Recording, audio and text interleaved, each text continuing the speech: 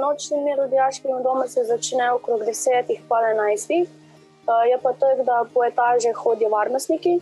Je pa, ko smo rekli, ob 10 uri je mir, ne je važno, ali imaš izhode ali nemaš izhode, mir mora biti, tudi na hodnikih ni ropotanja.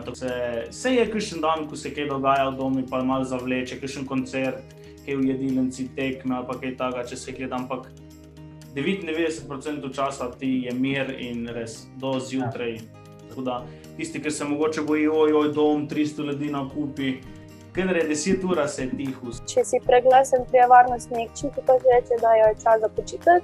Si lahko do polnoči ali pa do 1 ali pa do 3 ure zjutraj buden, samo ne vem, kaj boš počel.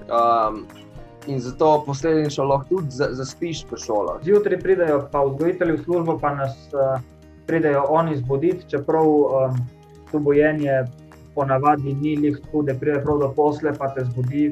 Ponavadi odprejo vrata, pa rečejo dobro jutro. Tiste jutranje bojenje vzgojitelju ti da še malo večje motivacije, kot pa budilka, ker pride pač en dejansko človek, ki ti reče jutro.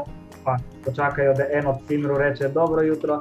Ker pol, če je eden buden, bo zbudil še koga drugega, če ve, da rabi v šolo.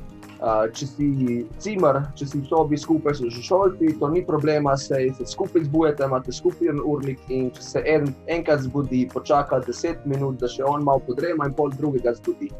Se lahko kdaj zgodi, da zaspiš v šolo, ker te ne zbudijo do konca, ampak ne vem, meni se ni zgodilo, jaz se vedno naštimam še budilko zdravim. Ja, da zaspiš v šolo je čisto možno, ja. S 4. letniku dokaj pokazalo, da rad zaspim.